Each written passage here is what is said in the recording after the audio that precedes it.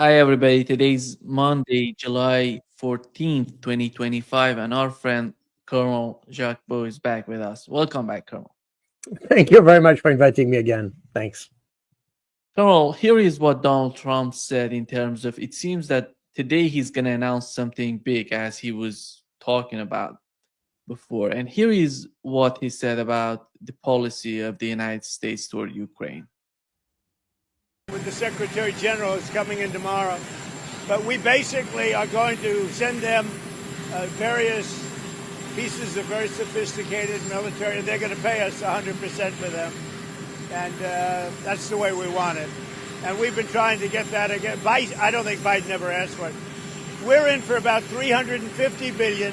Europe is in for 100 billion. That's a lot of money, 100, but they should be in actually for more than us. So as we send equipment, they're going to reimburse us for that equipment. Doesn't that sound good? That's the way it should have been a long time ago. I haven't agreed on the number yet, but they're going to have some because they do need protection.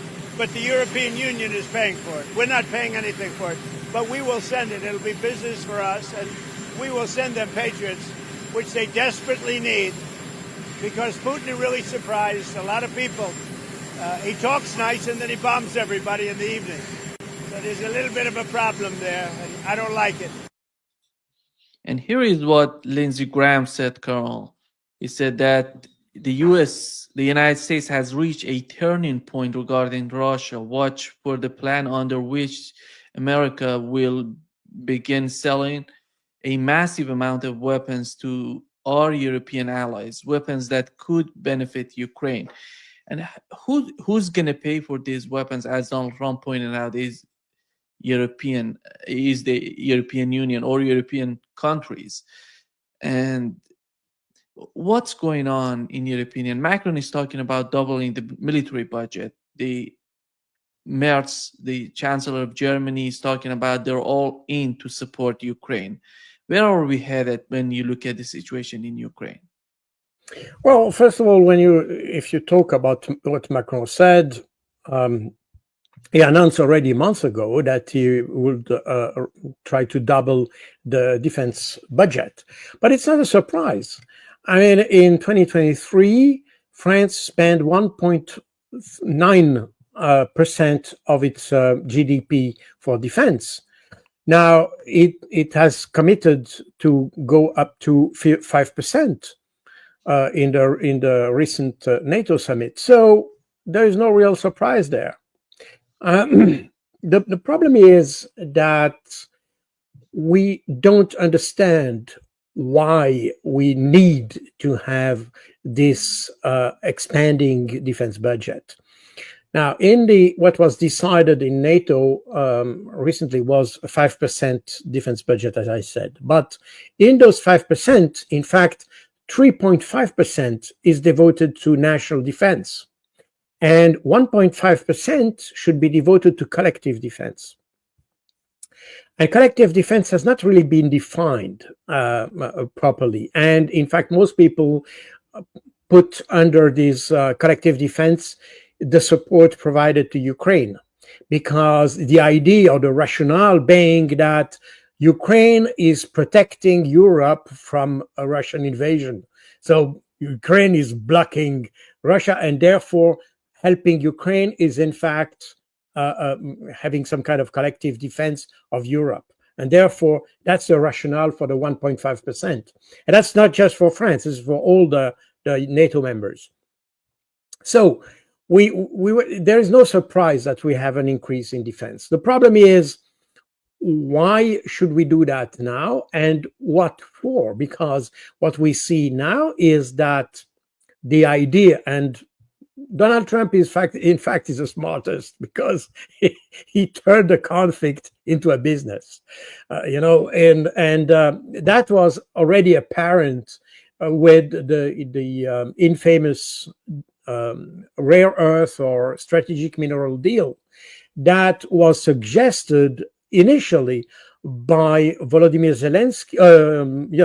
Zelensky, end of last year, because Zelensky understood that having Trump as a president in the US would mean that the US would have less interest in supporting financially Ukraine. Therefore, the idea of Zelensky was to, in fact, wake this interest by saying to Trump, okay, you want an interest in supporting Ukraine, so I sell you some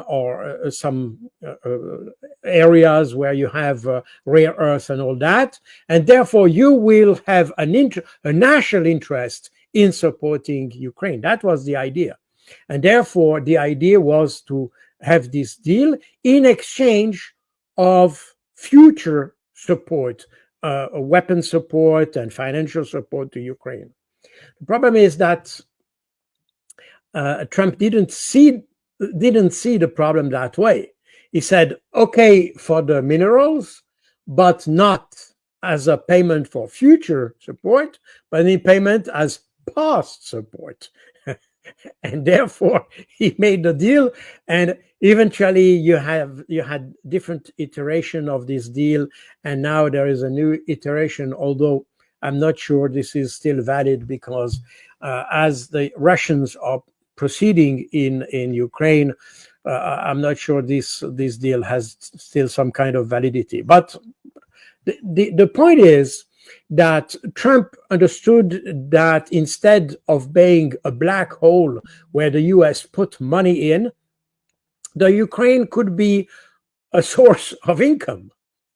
And that's exactly what we are seeing now with this equipment, which is sold to Ukraine and sold to the Europeans so that they can give it to Ukraine. So he has literally turned a conflict into a business, which is, I mean, that's Trump, basically. So no real surprise.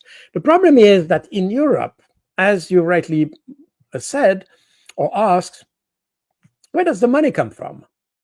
And that's the big question, because if you take the example of France, France will double its budget.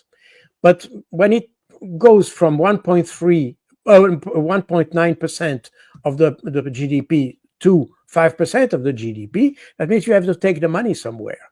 And the answer is, in fact, already there. And I remind you what Mark Rutte said in December last year, and namely that the European countries should spend less on social matter and things like this, and devote the money, or part of the money devoted to social security, pension, health, and social and things like this, to defense. So that's where the European countries will get the money from. And that's extremely strange in countries that have, in fact, built their national system, their social system, on the state. I mean, the state assistance. So we are definitely changing. The world is changing in that way, and that will have a direct impact on European populations. If you look at, for instance, the countries that have the highest defense budget in Europe today, these are the countries that are also the poorest countries in Europe. I mean, if you look at the GDP per capita in Eastern Europe, what Donald Rumsfeld used to call the New Europe, and namely the Baltic states and Poland, those countries who are adamant to support a US policy, and they were the first one to support George W. Bush in its adventure in Iraq and Afghanistan and all that. These countries, they are very ready to spend a lot of money on defense, but at the same time, these are the countries that are have the smallest or among the smallest GDPs in Europe. So there are a lot of questions to ask there, because definitely we put money into something that is just or the only rationale for this money is kind of a fantasy type of threat, because we know exactly the reason why Russia has started this offensive in Ukraine in February 2022.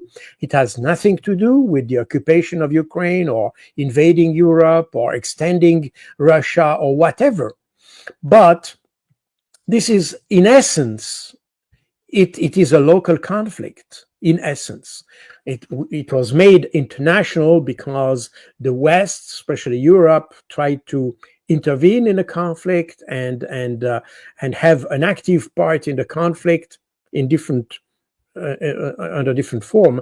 But the thing is that we have, in essence, a local conflict that has been developed into an international, even a global conflict because of all the sanctions and everything that has been done. The problem of oils and gas and all that.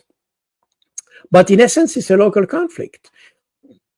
The problem is that the narrative in Europe, especially, and in the West in general, was essentially that the rationale behind the Russian intervention was the Russian expansionism.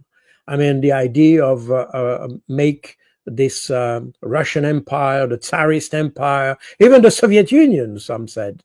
So we are in this idea that the Russians have kind of revanchist type of behavior, and in fact are dying to invade the rest of Europe. Now, if you look at this from a military point of view, probably Russia has the military means and resources to push forward towards Paris or Berlin or wherever. Maybe. But the problem is then, what's then? What is the objective of that? Is that just Putin's hubris? He just wants to be in Paris and be on the Eiffel Tower, or what is the objective? There is no stated objective of this threat. And you mentioned Macron, but 2 days ago you had the chief of the French Joint Chief of Staff in some way. This is the L'état-major des armées. This is the high Joint Army Staff, we can say. This is the head of the French armed forces in peacetime. And this guy said that France was the primary target of Russia. Where does he get that from? I mean, why would Russia be so anxious to attack France? For what? It's a country that is in permanent deficit, has incredible societal problems with minorities that are poorly integrated, where you have increasing economic problems and increasing debt. So what's the purpose of going all the way from Moscow to Paris just for what?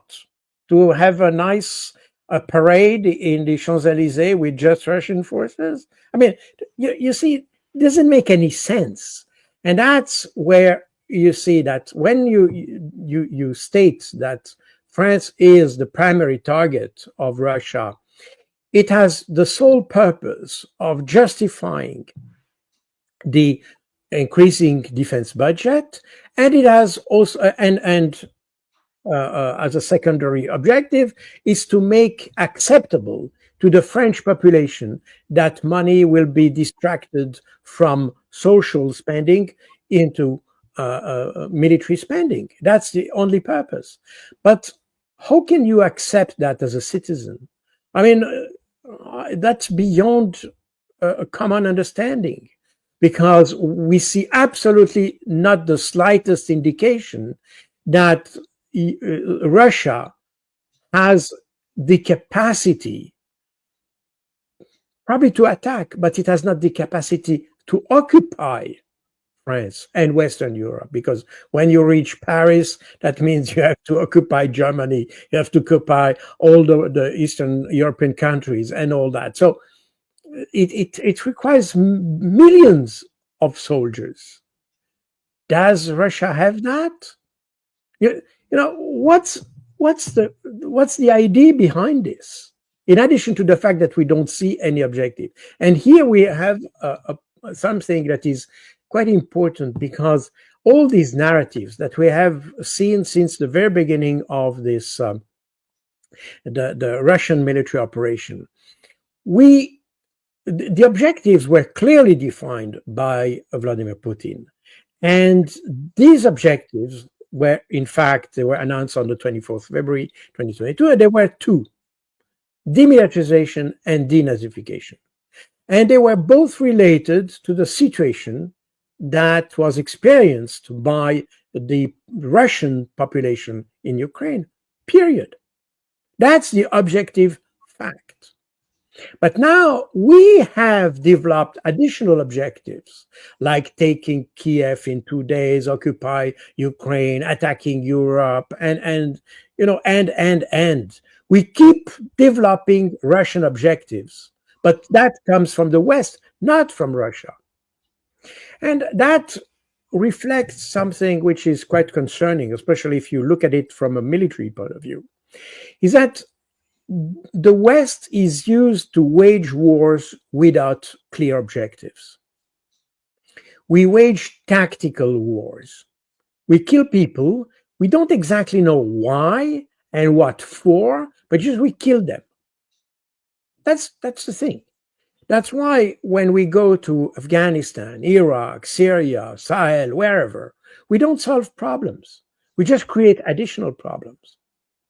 And that's, talking about France, this was one of my criticism. I talked to many officers. I know many officers who have been committed to the Sahel region in the Barkhane operation against the jihadi and so on in that region.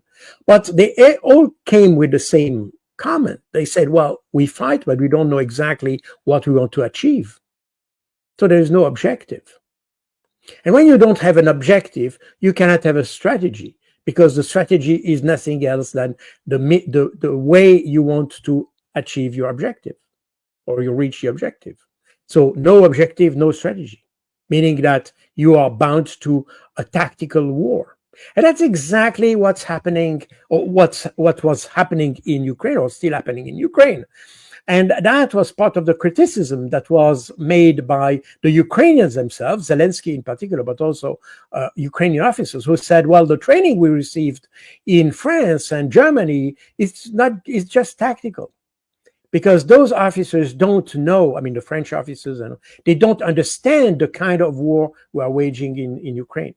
So basically, you can train soldiers, but you cannot train units or battalions and things like that for warfare, because you don't understand this warfare. But what we see today go beyond that, because since we wage war without objective, then we don't need to elaborate an objective for Putin to attack the West. We assume he does exactly as we do, fighting without an objective, because that's the rhetoric we have developed since the beginning of this conflict in Ukraine. And this is shocking, because that means that instead of having a sound, solid, robust analysis of what's going on in the field in order to adjust even the support we provide to Ukraine, but also to adjust our own militaries and our own armies and defense systems and all that, in order to cope with a possible future war somewhere, sometime, we don't know what we are preparing for. We spend money, we decide to spend 5%. But what exactly for? What do we need now? More tanks, more drones, more aircraft, more this, more that. We don't know.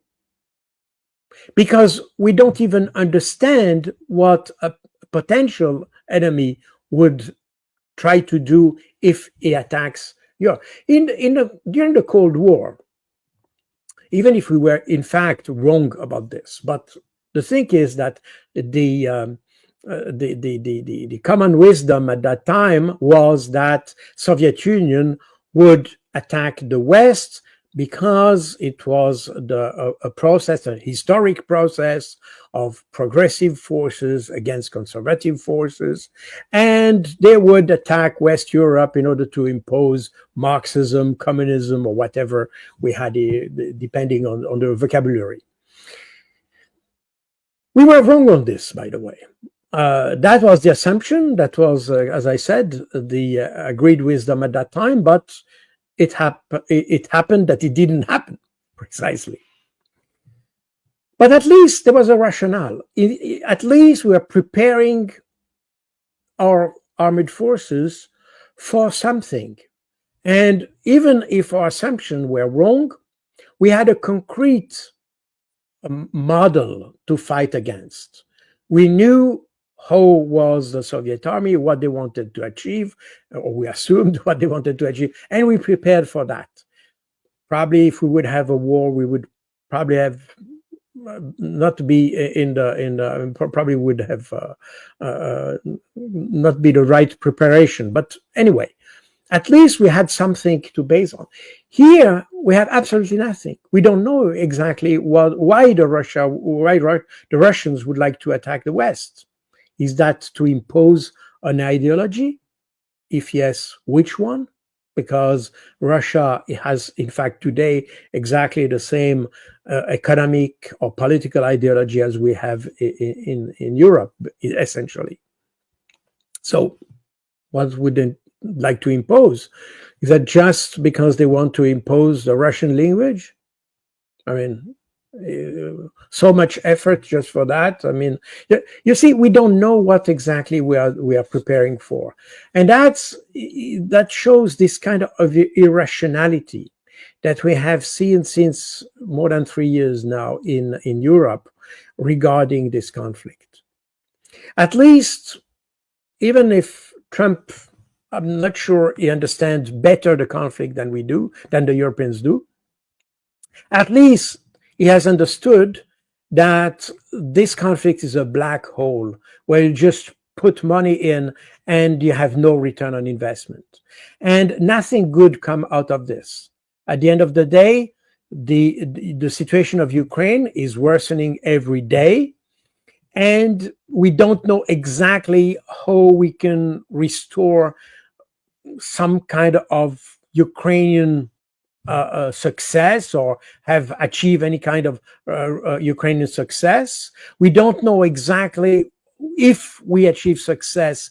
How do we define success? How do we define victory over Russia? How do we define defeat of Ukraine? We don't know all that. So we just put money without any hope of investment, of a return on investment. And therefore, it's a lose-lose situation from the West. And I think Trump instinctively has understood that. And that's something, this is a merit we can give to him. But the problem is that he's not a strategist, meaning that he understands that helping Ukraine doesn't lead anywhere. But at the same time, he doesn't know how to solve the problem. He tried we have discussed that many times on your channel with Keith Kellogg, his project, but we know that the various attempts of Trump to impose a US-made solution is a no-go. So we have to find something else. And so far, the US administration has not been able to produce something better because we are still reluctant to listen to the Russians. We understand they are winning. We see that they are winning. We understand that we are not able to help Ukraine in order to reverse the course of the war. But we don't want to listen to them. As a result, we are in a situation where we know that it can only worsen, and we keep under supporting Ukraine. It's just insane, this situation. Yeah, Carl, here is what we had in New York Times after the many things happening in Gaza. They're talking about how Netanyahu prolonged the war in Gaza to stay in power. I would assume that the case is the same for the Europeans. They're trying to continue the conflict in Ukraine because many of these European leaders are in some sort of weak position in their countries. That's why they need to continue the war in Ukraine. Because as Donald Trump pointed out, they're going to send Patriot systems, new, I don't know, weapons to Ukraine. But how is that going to help Ukraine? Here is Well, what yeah, the Ukrainian. Let me just yeah, sorry. one. Here is what the Ukrainian army is talking about. That 70% of mobilized Ukrainians will soon desert. They're going to leave the army. These are those people who've been mobilized to the army. You see something that you look at it that there is no viable choice for Ukraine to continue the conflict. On the other hand, Europeans are insisting on sending more weapons to Ukraine, while the United States, we know that, as you mentioned, Donald Trump is turning the situation in a business. Go ahead and your take on that.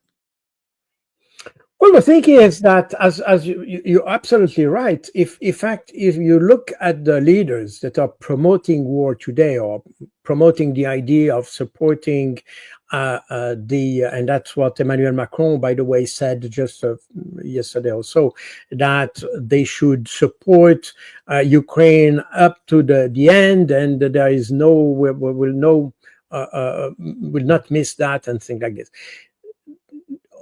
Macron, Friedrich Merz, and Keir Starmer. These are the three big countries of the so-called old Europe, as Donald Rumsfeld will say. But they're also the weakest in terms of economy. I mean, all of them have a degrading economy, with increasing debt, with increasing social problems, with the largest probably gap between the so-called elite that are ruling the country and the population. And you have more and more opposition coming, not simply right versus left or things like this.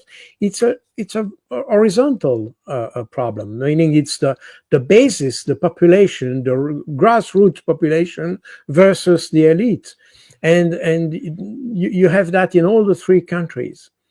And all the three countries, it's very fascinating to see that when you listen to their political addresses, they don't have political addresses or comment about the situation in their own country. They focus systematically on conflict that are outside of the country. And that was noted by for Keir Starmer, Friedrich Merz, and Emmanuel Macron. All the three, they seem to pay more attention to the conflict that are outside the country rather than the situation inside the country.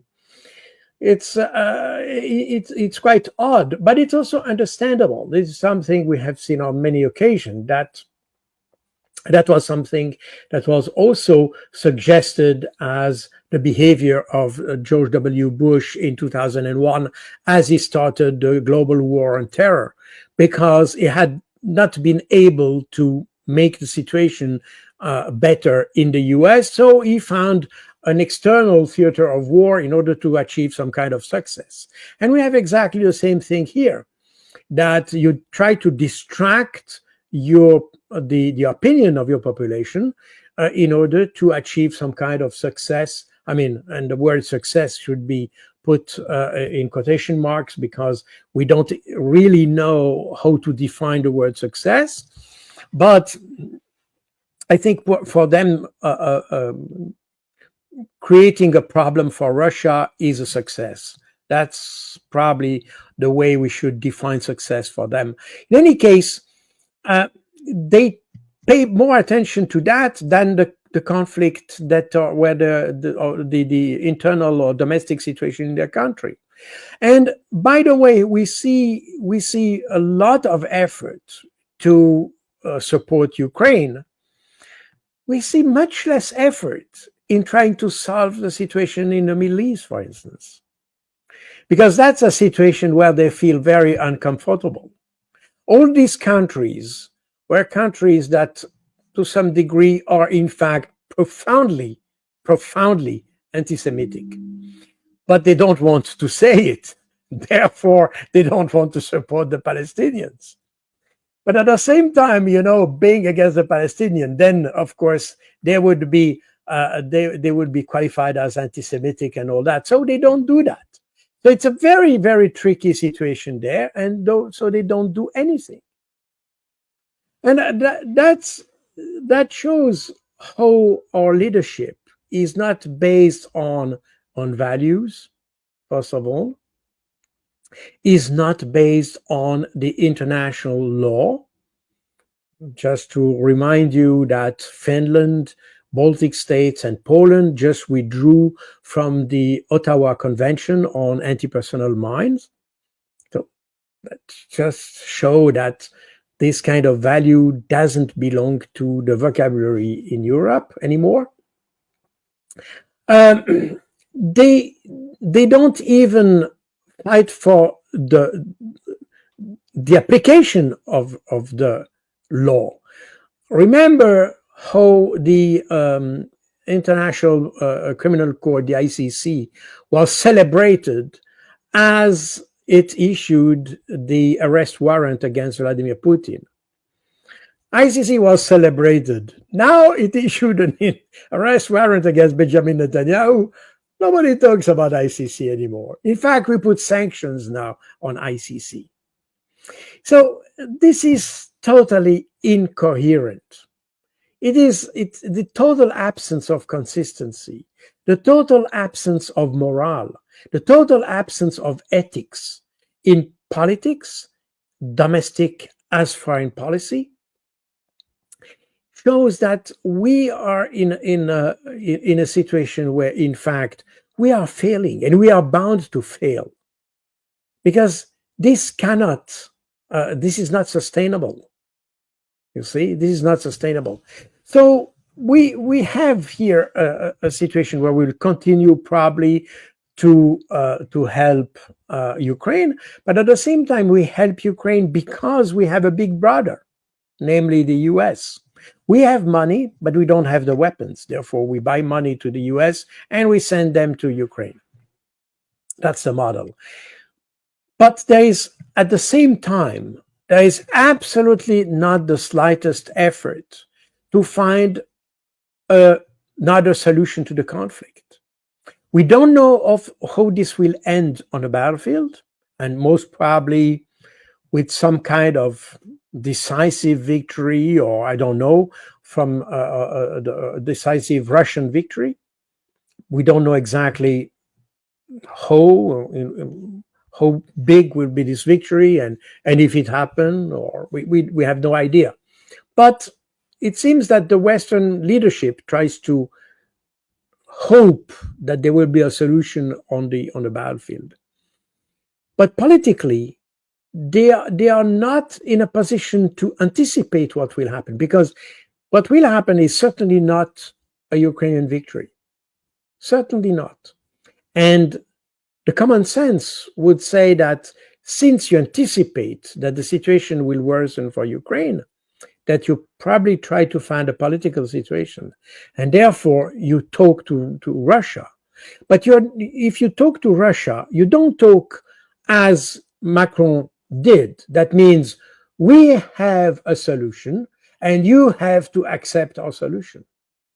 I mean, even if they don't have a solution, because in fact the West, beyond asking for a ceasefire, they have no solution, and the ceasefire is not a solution. And that's a difference with the Russians, because the Russians said, well, the ceasefire is part of the solution. It's not the solution. And therefore, we have first to elaborate or have a negotiation in order to elaborate a solution. And the ceasefire will be part of this, but not the other way around. The problem is the West has absolutely no idea of how to solve the problem. And they don't want to accept the Russian position, even if the Russians, since they are victorious, I mean, they are successful, let's put it that way, on the battlefield. Logic and common sense would say that probably we have to listen to them and probably to find an agreement with listening to their position and not to other position of outsiders. But they don't want to do so. And that was very clear with what Emmanuel Macron said. And we have what we know from the conversation he had with Vladimir Putin. He tried to impose a solution, as Donald Trump did. So we come with our own solution and we say, take it or leave it. So the Russians say, leave it. That's it. It's as simple as that. I'm winning. So I don't care. If you don't have a solution, you will be forced to a solution. And that's exactly the problem, that slowly the Westerners are pushing Ukraine in a situation where it cannot avoid a political solution. Because we know that the Russians don't want to occupy the whole of Ukraine. They certainly don't want to occupy the western part of Ukraine, where you have the most hardcore nationalists and things like this. So they don't want to do that. They have experienced as Soviet Union that this is a region that continued to fight after World War II up to the early 60s. In that region, where you had guerrilla warfare and terrorist acts and things like this. So the Russians don't want to experience that again, meaning that they certainly don't want to occupy the whole of Ukraine. They may continue to occupy areas. I mean, if you I can probably look at the map so that it's probably a bit more explicit for, if we look at a map, we have here it's roughly, it's not exactly up to date, but roughly that's where the Russian forces are today in Ukraine.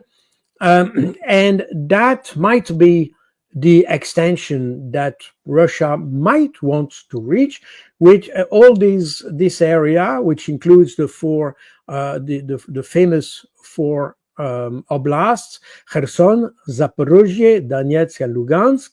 In addition to that, you have Odessa, Nikolaev, Dnipropetrovsk, and Kharkov.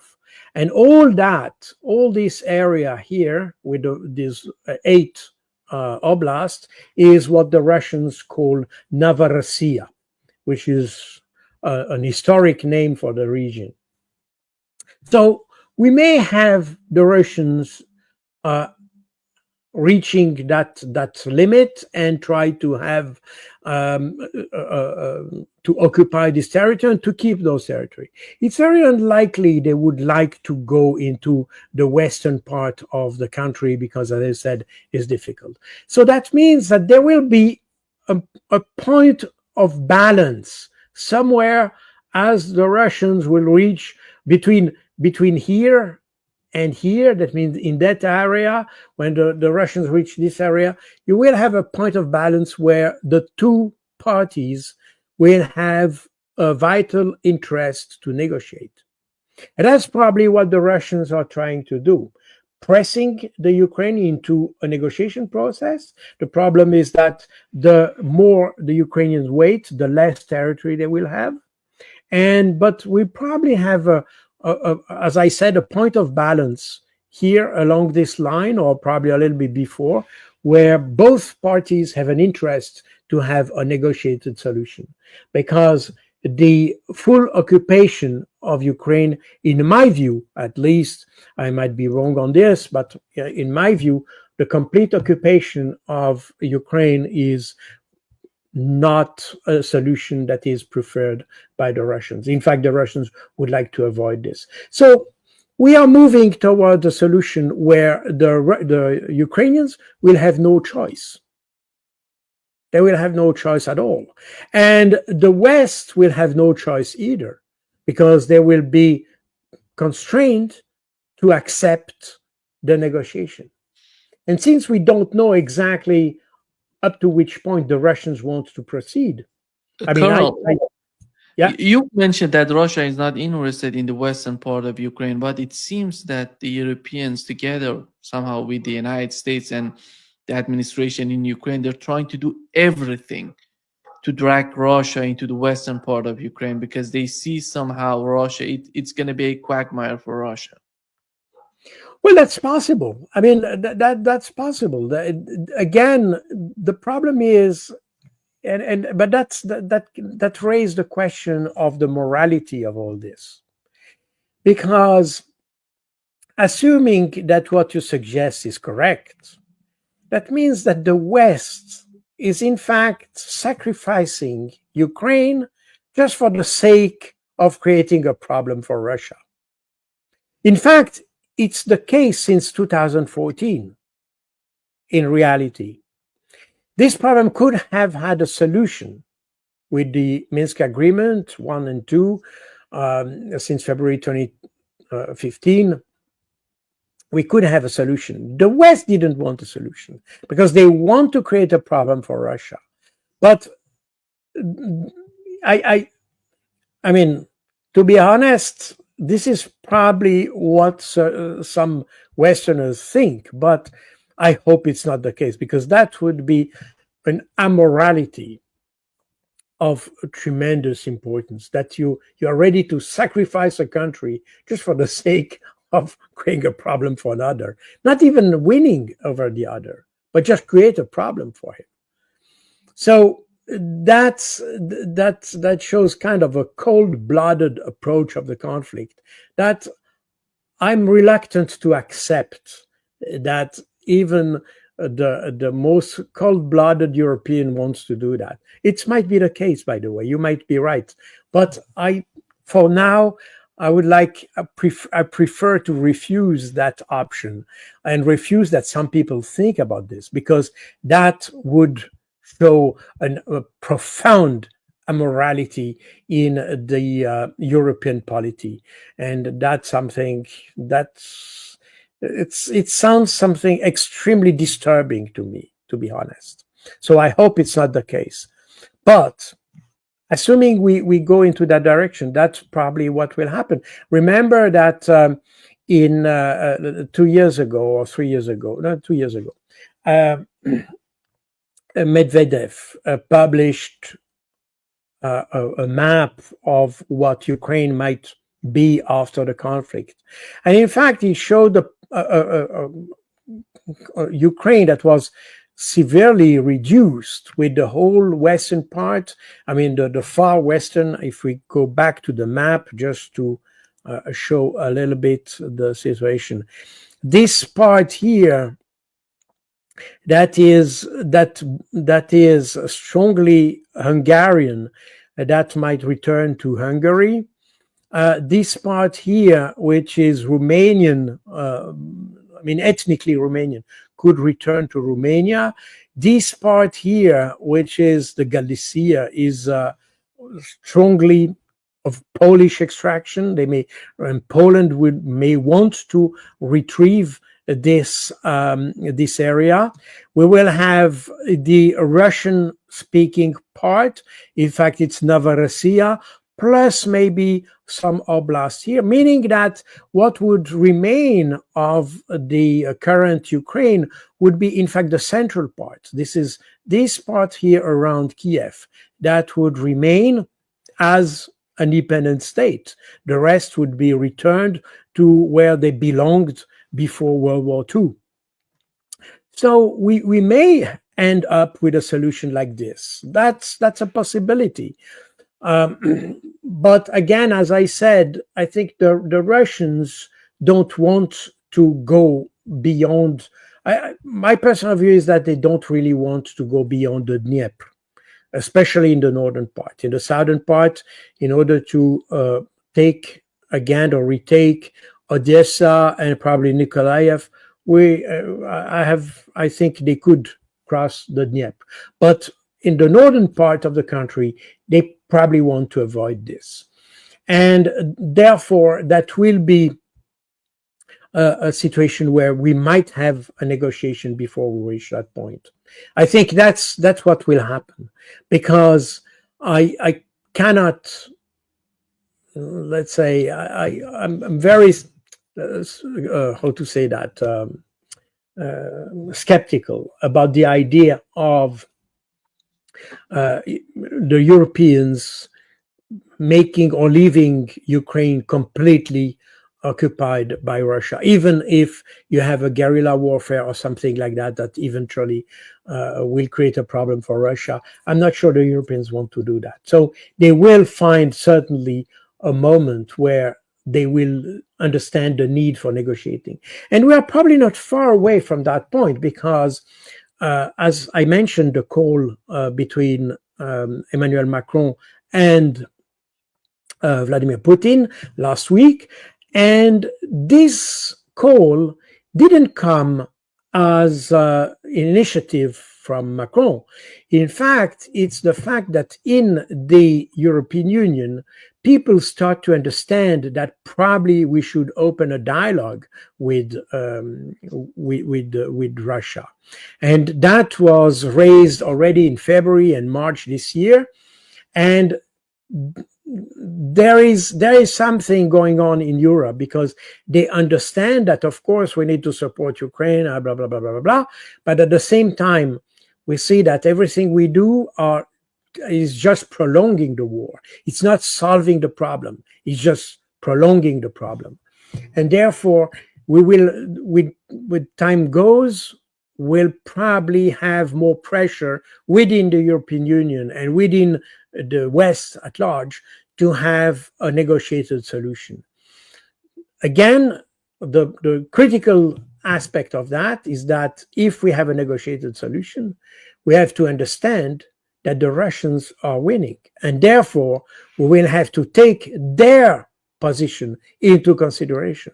We cannot come to the negotiation and imposing a solution as it was the case, you remember, exactly 1 year ago, when you had the conference in Switzerland, the Bürgenstock conference, which was supposed to be a peace conference, where in fact the idea was that Ukraine would present and the international community would, to accept or to validate the Ukrainian 10 points plan of Volodymyr Zelensky, which in essence asks for a capitulation of Russia. That was exactly 1 year ago. And the Ukrainian position since then has not changed very much, meaning that if we go towards a negotiated solution, I don't see any prospect for the Zelensky plan to be accepted in any way. The problem is that the Europeans have to acknowledge that, to understand that, and to work out an alternative position in order to engage into negotiation with a position that is constructive. I mean, that can lead to somewhere, because what we have seen, in fact, in Istanbul, early June this year, we have the Russians. They have elaborated their plan based on what Vladimir Putin said exactly. No, not exactly, because we are in July, and that was the 14th of June, 2024. What he said exactly at that point, with the two basic conditions, no NATO and the 4 oblasts returning or going to Russia. In any case, that the Russians have elaborated on that and presented that in Istanbul. On the other side, the Ukrainians have continued on their own track without considering in any way that the Russians were winning on a battlefield.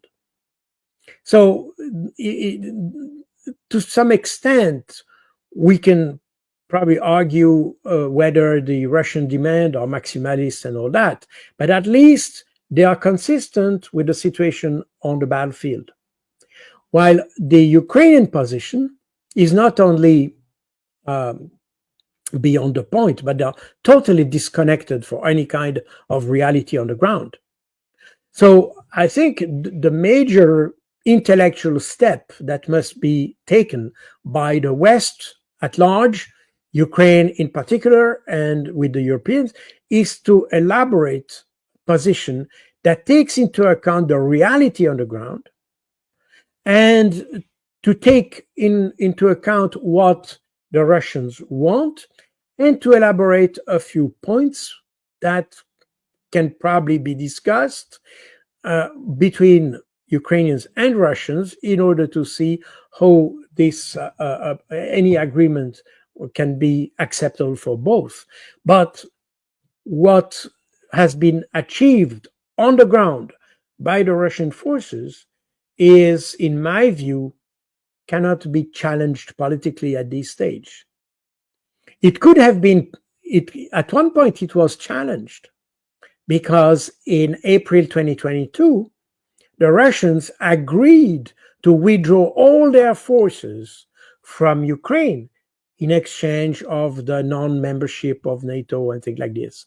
But they were ready to remove all their troops from Ukraine, and they also withdrew their forces from the area of Kiev as a sign of goodwill, at the request of Germany and France, by the way.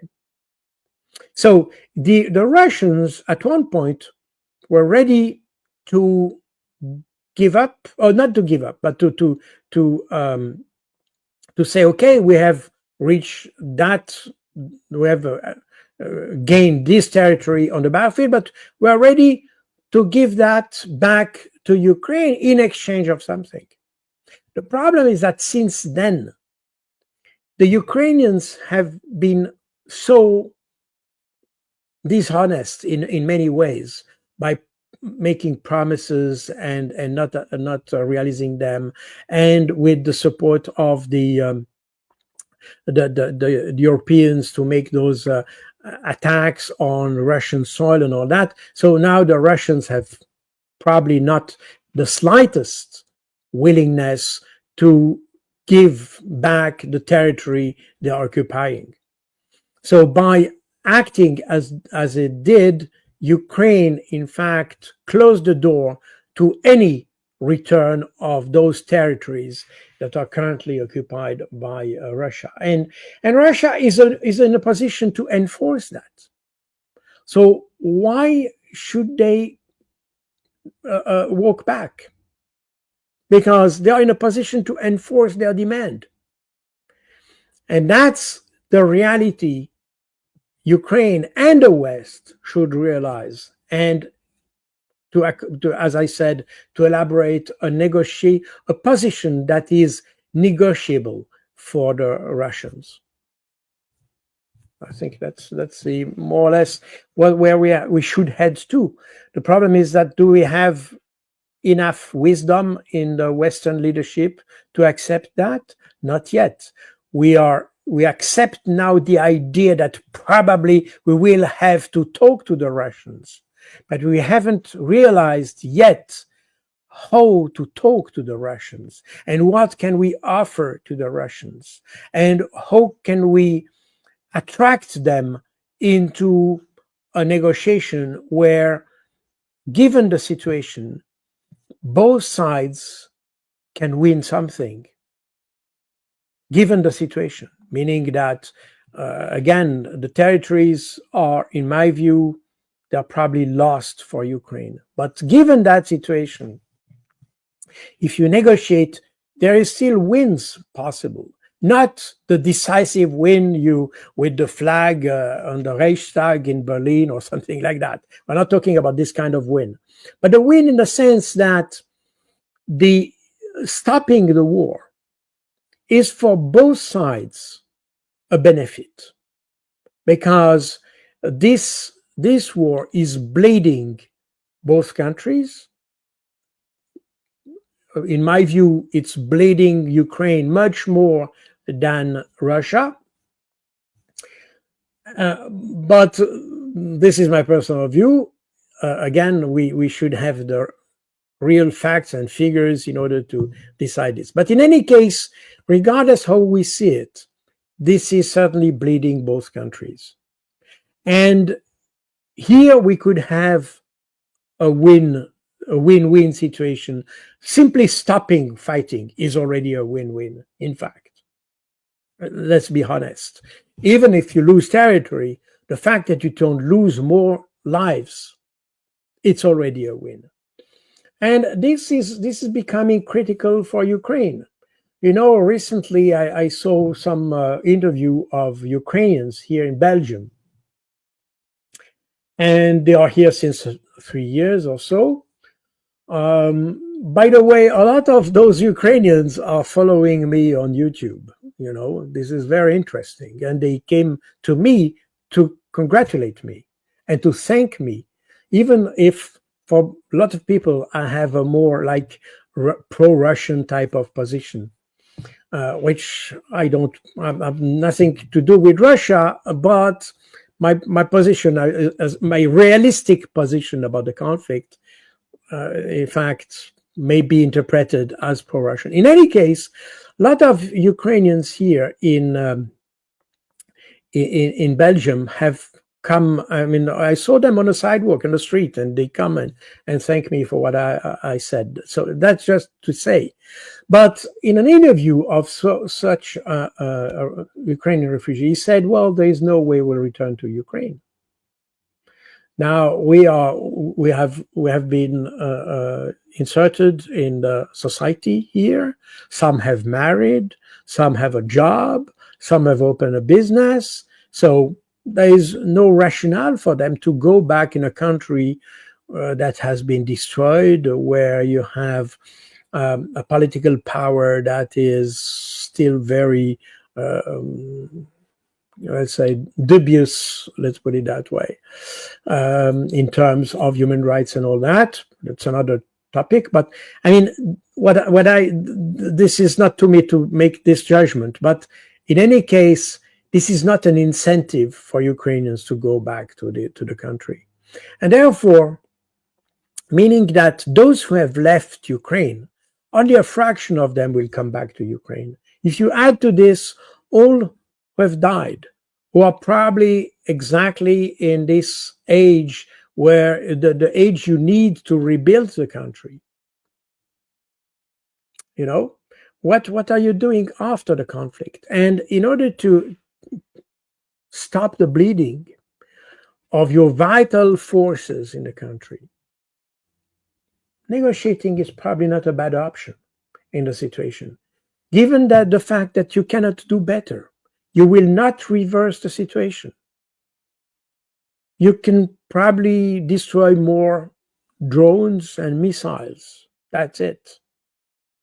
And you probably kill a few soldiers on the front line and things like this. But what for? What can you achieve with that beyond killing a person? You see, the Russians are advancing. They are gaining territory. They are gaining some kind of power somehow. They are improving their situation. They are improving their military situation. They are improving their political situation. In addition to that, we have to see that the Russians, as opposed to the Ukrainians, have developed a real diplomacy during this conflict, because they were facing the threat of being isolated. Therefore, they use their diplomacy in order to break the political encirclement, to break the political isolation, and they succeeded in that. They were instrumental in developing the BRICS, the payment system in the BRICS, the various initiatives in the BRICS. They are present as, or they propose at least, their mediation in the conflict between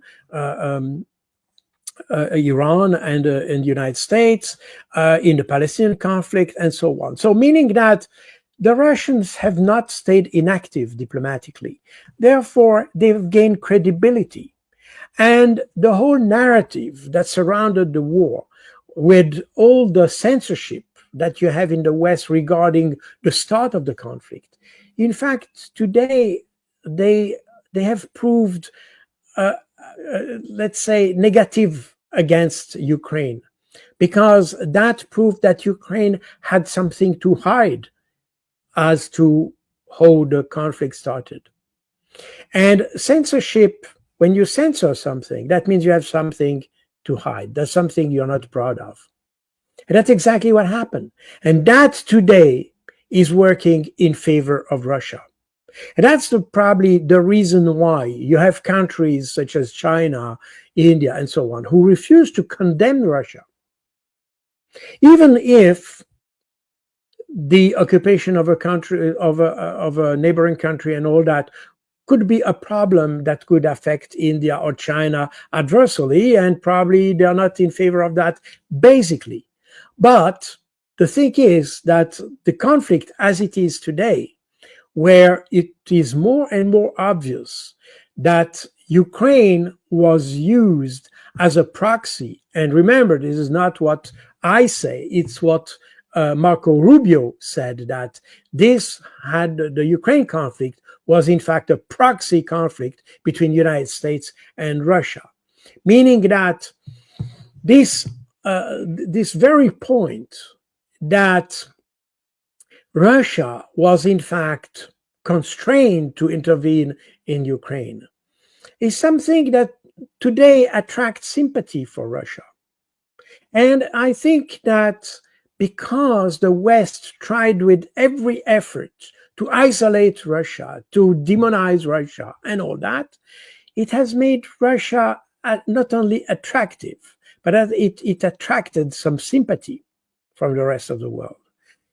And today the West is isolated. If you add to this, you started this program with the interview of Trump.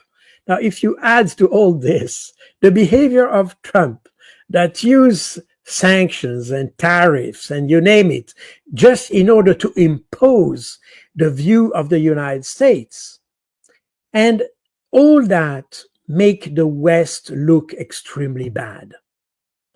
And when you put everything together, the West supporting Israel in everything it does, by the way, without condemning attack against Iran, against the Palestinians, I mean, the violation of human rights, the violation of the international law, and all that, all this.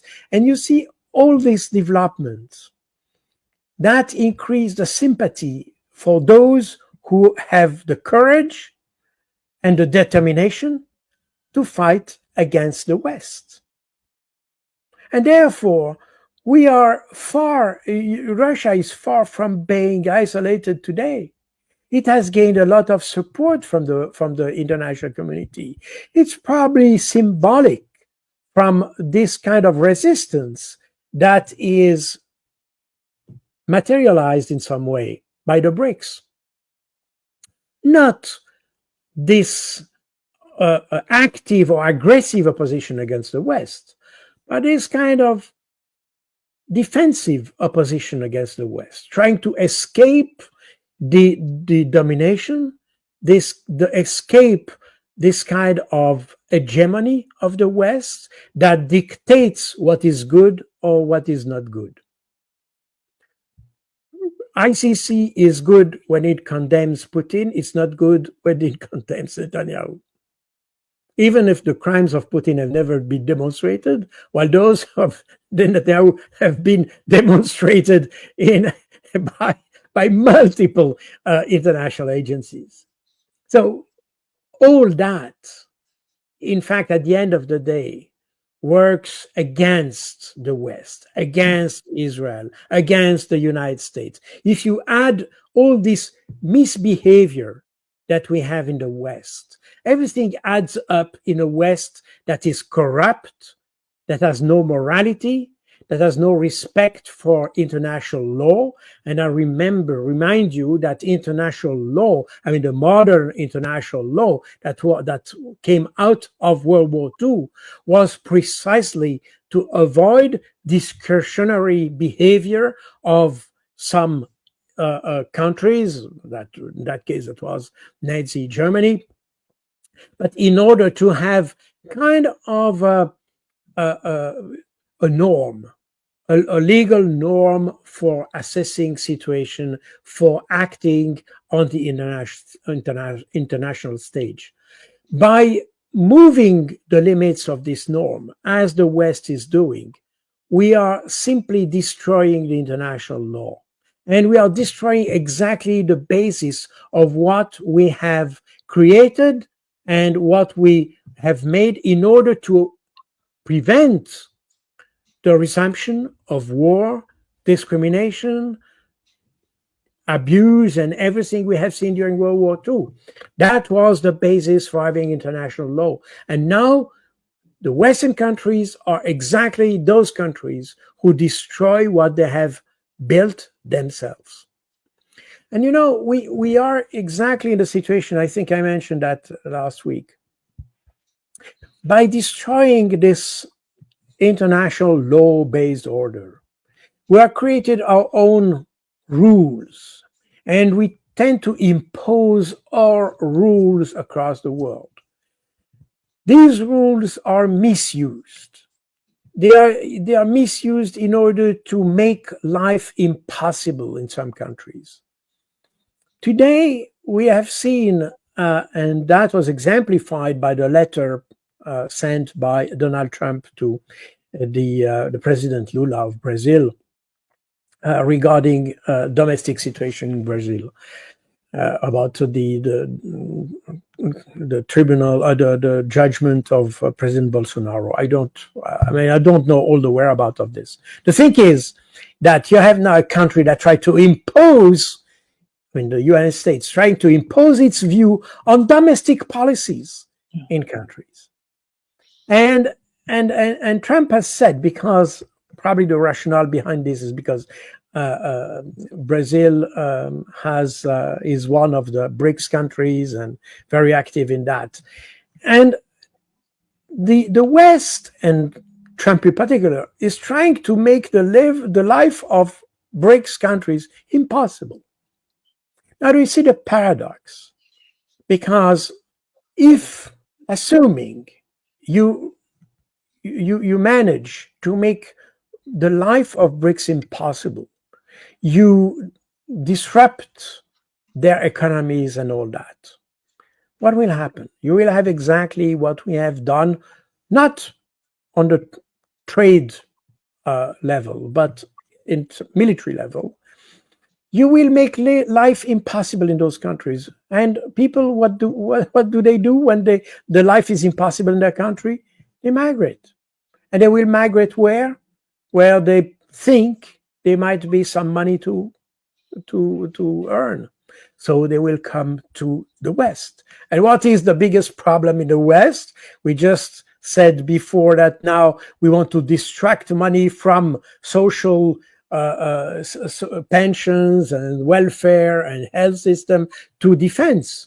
Now, if we have more refugees, more migrants and all that, that will not improve the situation. We are back into a situation where we're just creating additional problems to ourselves. So there is absolutely no interest of the West trying to increase or deepen the divide between the West and the rest of the world. I don't see the rationale behind this. This is the total lack of rationality. We have people who are, as I said, intellectually challenged, who lead these European and Western countries at large, by the way. So that's where we are. Yeah. Unfortunately. Yeah.